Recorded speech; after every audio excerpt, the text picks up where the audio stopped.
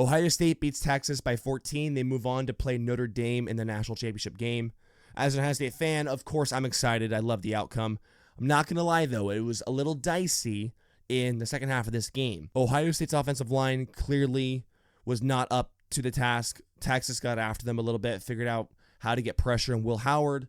Will Howard throwing that third quarter interception really put Ohio State behind offensively, and you're concerned about that going into this game. The injuries on that Ohio State offensive line caught up to them, losing your left tackle Josh Simmons, losing your center Seth McLaughlin, all of that caught up to them, so that patchwork offensive line, yes, it worked against Tennessee and Oregon, but today against Texas really did not look that good. I thought Will Howard had an okay game. It doesn't mean that he's a bad quarterback, but to start the game, he was fitting some passes and fitting some balls in some really tight windows, and there was a really good tweet that I saw in the first half of this game where it was Ohio State fans saying, is this Will Howard dicing up this secondary, or is this Will Howard kind of playing with fire? And then in the third quarter, we saw Will Howard throw that interception. It was like, okay, maybe he's playing with fire a little bit. So you kind of got the full Will Howard experience again. Some really nice throws, some good plays.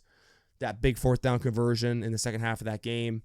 That bad interception. Some other throws where it was really dicey and maybe some turnover-worthy plays from Will Howard. But in this game, Ohio State leaned on their stars, specifically Travion Henderson, closing out that first half with a touchdown. It was crazy seeing that play develop. I mean, Ohio State gets the ball back, less than a minute left to go.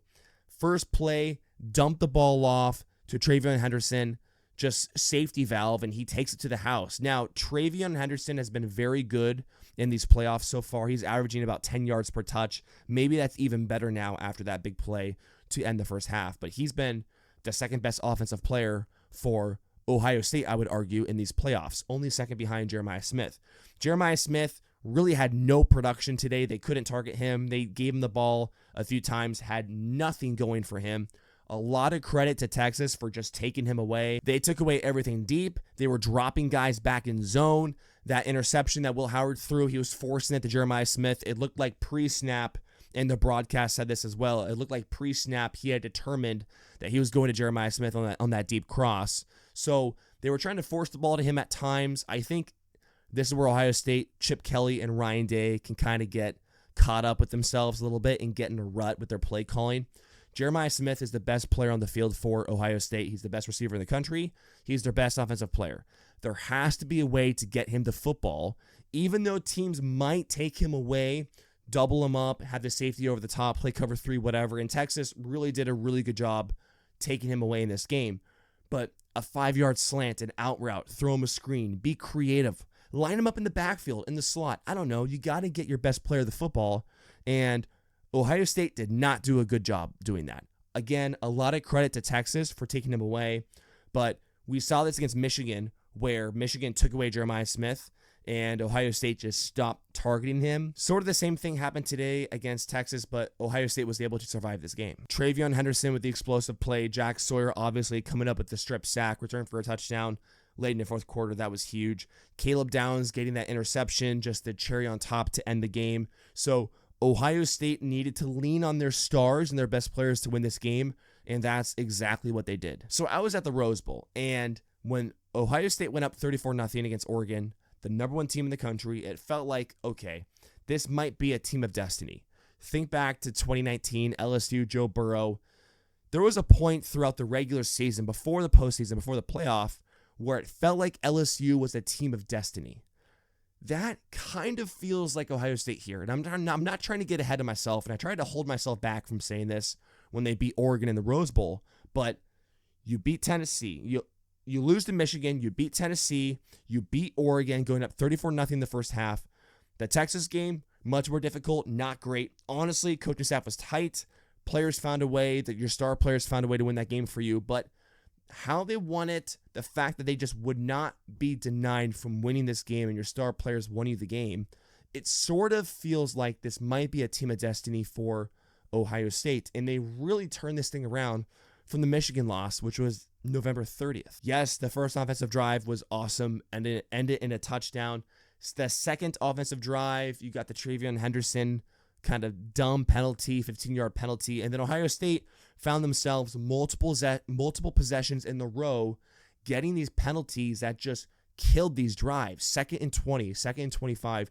They had 2nd and 20 maybe like 4 times in this game. So they just killed themselves in the 2nd and 3rd quarter. On top of this, you have like the delayed handoffs, the draw running up in the middle of this defense, which is not only not a strength for Ohio State trying to run the ball up the middle with a delayed handoff, but these slow developing plays, Ohio State tries to run these, and they're just not good at them, especially when you're going up against an athletic defense, an athletic front like a Texas. And I'm not going to lie, in the 3rd quarter, it felt like Ohio State was going to lose this game. They had lost momentum. Texas had seemingly figured things out offensively, just using their safety valve, killing Ohio State with that, that quick toss to the running back, and they were just moving the ball, not without issue, but Quinn Ewers was making plays. Ohio State and their offensive line and Will Howard were clearly uncomfortable. They could not get the ball to Jeremiah Smith, so it really did not feel good for Ohio State. And then when the Buckeyes converted that 4th down late in the second half, it felt like, and I texted my brother this, it felt like that was the game. And not that it was actually the game, but it sort of felt like that, just with the momentum shifts that were going on in this game. That was a tie game at that point, 14-14. Ohio State converts. Will Howard, quarterback run, should have scored a touchdown on that, but the turf monster got him. He tripped over his own feet. Ohio State then scores on that drive, takes a 7-point lead. Texas drives down, and this Ohio State defense comes up with a huge goal line stand, which they've done all year long. I don't know how many goal line stands they've had this year, but they've had many of them.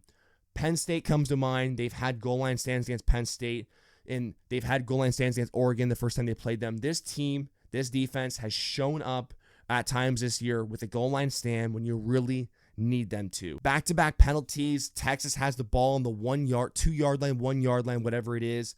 You get them to 4th down. Jack Sawyer, strip sack, returns it for a touchdown.